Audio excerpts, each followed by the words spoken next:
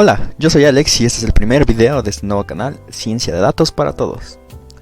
Toda internet está repleto de cursos sobre ciencia de datos, desde estadística hasta machine learning, deep learning, big data, etc.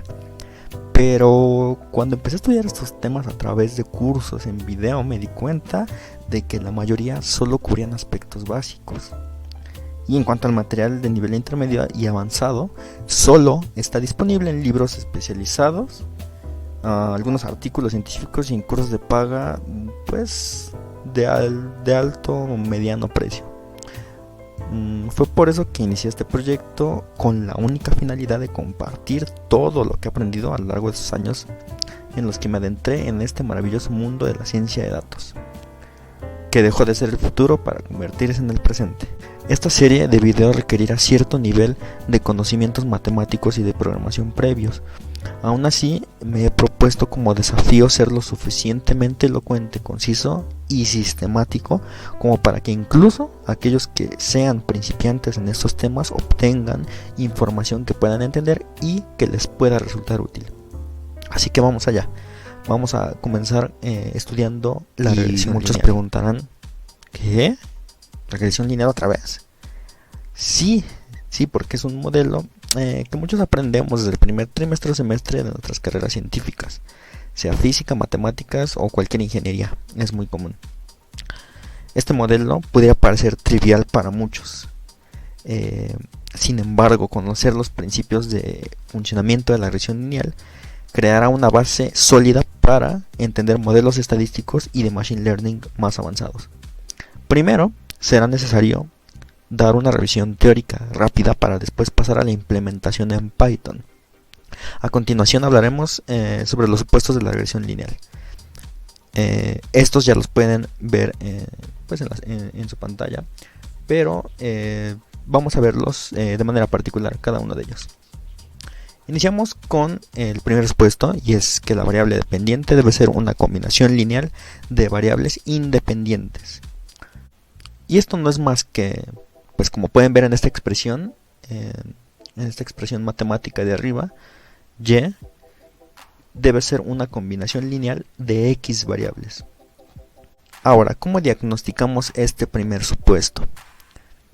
Pues es bastante sencillo en realidad. Hay que examinar gráficas de residuos contra las variables residuales frente a variables independientes. Es decir, hay que graficar los residuales contra los fitted values.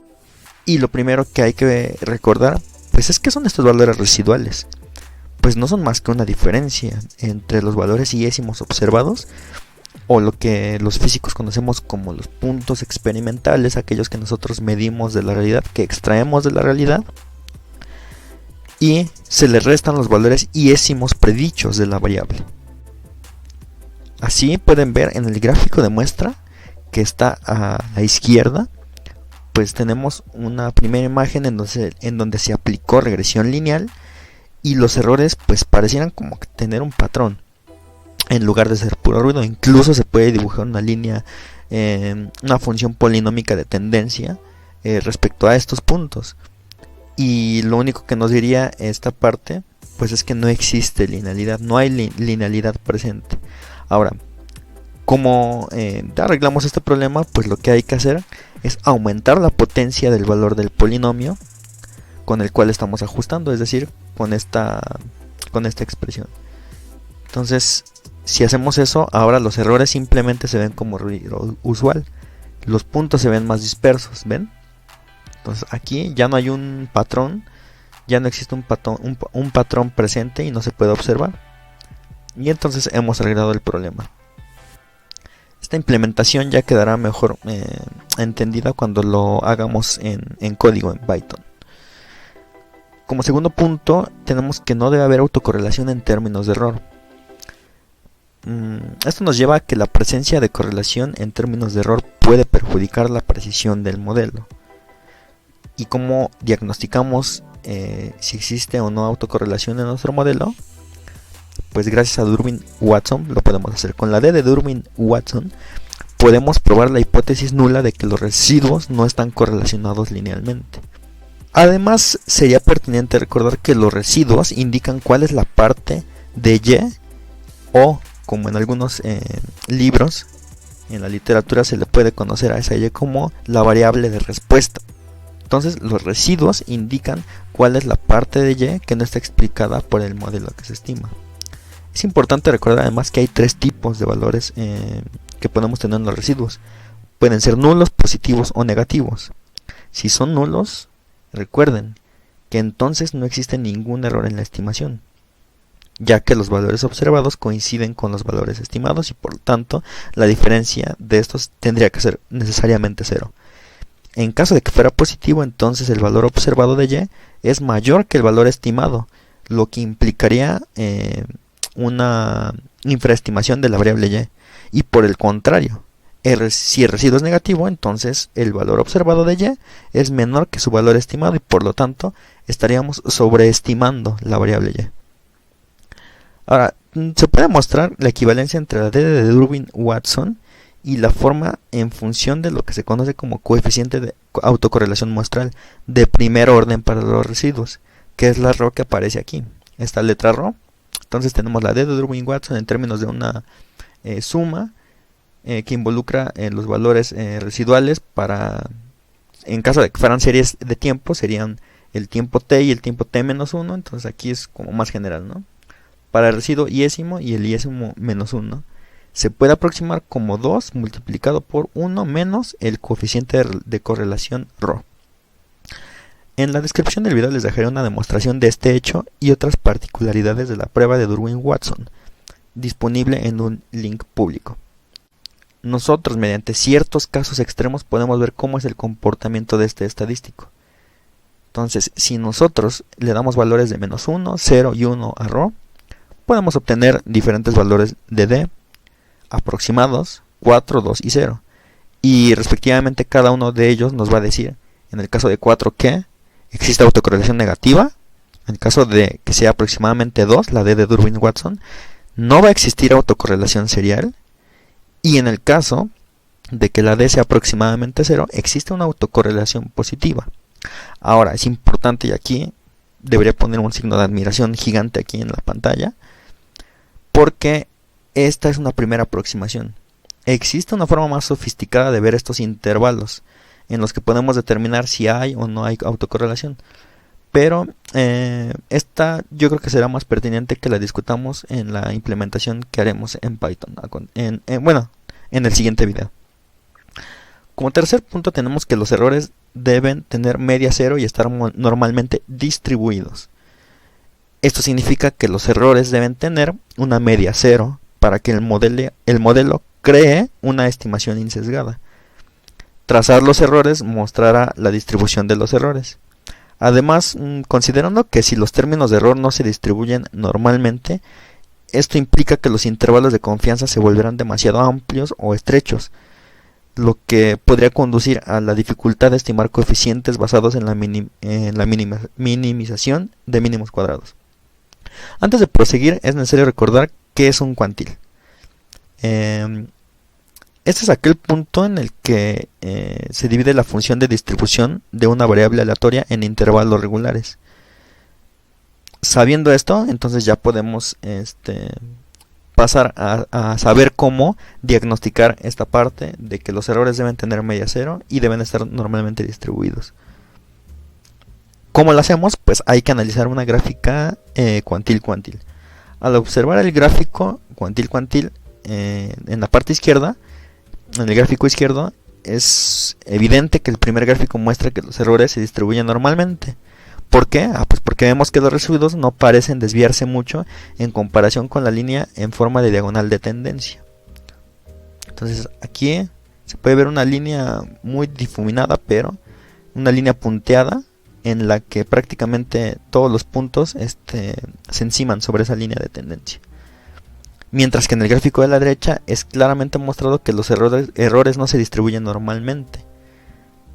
¿Por qué? Porque no siguen la línea diagonal de tendencia punteada. Hay muchos puntos que quedan por afuera. En estos escenarios, cuando tengamos estos casos, necesitamos reevaluar las variables tomando transformaciones logarítmicas y así sucesivamente para que los residuos se vean como en el gráfico de la izquierda. En la implementación de Python podremos ver cómo se construyen estas gráficas paso a paso, así que por ahora lo dejaremos así. Así que ya casi terminamos, solo nos faltan dos supuestos por analizar. El siguiente es que debe haber poca o nula multicolinealidad. ¿Qué significa esto? Pues en cuanto a la multicolinealidad, es el caso en que las variables independientes se correlacionan entre sí. Es decir, entre las x que tenemos aquí, x1, x2 hasta xm. Esas son las que debemos analizar. Debemos ver si se correlacionan entre sí, y si sucede eso, pues puede darse la situación de que pueda generar modelos inestables. Aquí vamos a ocupar un estadístico muy relevante que se conoce como el factor de inflación de la varianza, FIV, a veces también conocido por su nombre en inglés, Variance Inflation Factor o VIF. Cuantifica la intensidad de la multicolinealidad en un análisis de regresión normal de mínimos cuadrados. Este nos va a proporcionar un índice que mide hasta qué punto la varianza de un coeficiente de regresión estimado se incrementa a causa de la colinealidad. Este estadístico VIF se calcula para cada variable independiente calculando el valor R cuadrado con respecto a todas las demás variables independientes, y se trata de eliminar una por una y ver qué variable tiene el valor de VIF más alto. Entonces, en el supuesto de que tuviéramos varias x, 1, 2, 3, tendríamos que calcular ese VIF para cada una de ellas. Ahora, ¿cómo diagnosticamos este supuesto? Pues hay que mirar el diagrama de dispersión. Debemos ejecutar el coeficiente de correlación en todas las variables de datos y finalmente debemos calcular el factor de inflación de varianza. Análogamente al supuesto anterior que vimos, diferentes valores de VIF mostrarán tres diferentes características. En este caso vamos a tener tres posibles valores. Cuando VIF es igual a 1, pues las variables van a estar correlacionadas. Si este valor es menor que 5, habrá una correlación moderada, y entonces las variables pueden quedarse en el modelo. En el caso de que el VIF sea mayor que 5 para esa variable independiente, entonces significará que habrá una correlación alta y por lo tanto deberán desaparecer de nuestro modelo. Finalmente, el último supuesto que se debe cumplir es que los términos de error deben ser homocedásticos. La homocedasticidad es una característica de un modelo de regresión lineal, que implica que la varianza de los errores es constante a lo largo del tiempo, de tal forma que los errores deben tener una varianza constante con respecto a las variables independientes. De manera etimológica, la palabra homocedasticidad se puede desglosar en dos partes: homo igual y cedasticidad dispersión. Así que podríamos obtener una palabra algo así como dispersión o igual, misma dispersión o igual dispersión. Una varianza constante nos va a permitir entonces disponer de modelos más fiables. Si una varianza, aparte de ser constante, es también pequeña, nos dará como resultado una predicción del modelo más fiable. ¿Cómo diagnosticamos este hecho? Pues bien, debemos crear la gráfica de variables residuales y compararlas con las variables dependientes. Si existe algún patrón de cono o divergencia, indica que los errores no tienen varianza constante, lo que va a impactar en sus predicciones. También lo aplicaremos en la implementación de Python. Así que si quisiéramos hacer un análisis más cuantitativo de este hecho, tendríamos que proponer un modelo de regresión donde la variable de respuesta es el residuo al cuadrado, y ya sea a través de lo que se conoce como relación f o el p-valor de este, determinar si existe o no heterocedasticidad. También les voy a dejar un link en la descripción sobre un video en lo que se ejemplifica con un cálculo al respecto. Así que con estas herramientas ya podemos pasar a la implementación de Python, que será el segundo video de esta primera serie de videos. Si este video te gustó y resultó útil, no olvides darle like y compartirlo para que siempre haya ciencia de datos para todos. Yo soy Alex y nos vemos en el siguiente video.